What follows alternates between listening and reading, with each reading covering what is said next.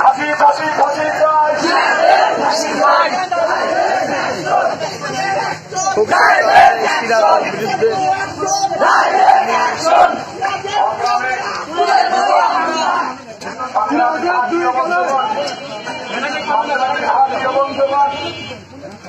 আপনারা বৃষ্টির ভিতরে বিশ্ব নবীর প্রেমে পাগল হয়ে সিরাজ নাস্তিকের বিরুদ্ধে যে বহির প্রকাশ দেখিয়েছে, আগামী দিনে শুধু পূর্ব গোপালপুর নয়, শুধু জয়ন্তহাট ইউনিয়ন নয়, শুধু খুকসা উপজেলায় নয়, সারা বাংলাদেশ, সারা পৃথিবীতে ইসলাম দিয়ে, কোরআন দিয়ে, বিশ্বাসকে দিয়ে যে কটূক্তি করবে তার বিরুদ্ধে তৌহিদ জনতা।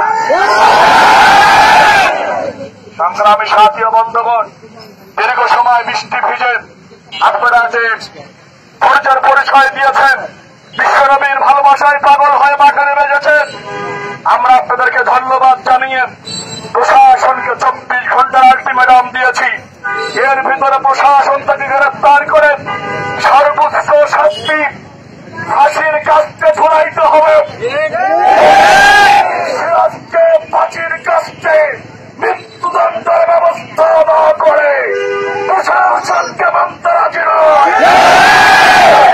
আমরাই হাতে তুলে নেব। আপনাদেরকে ধন্যবাদ জানিয়ে আগামী দিনে নতুন যে কর্মসূচি আসবে, ওই কর্মসূচিতে আমরা সবাই ঐক্যবদ্ধ হয়ে কর্মসূচির পালনের উদ্যোক্ত আহ্বান জানিয়ে আজকের এই বিক্ষোভ মিছিল সমাবেশ এখানে শেষ করছি। আসসালামু আলাইকুম ওয়া রাহমাতুল্লাহ। যদি সাংবাদিক ভাইরা কথা বলতে চান তাহলে আমাদের ভাইয়ের সাথে কথা বলতে পারেন। আজকে আমাদের এখানে শেষ।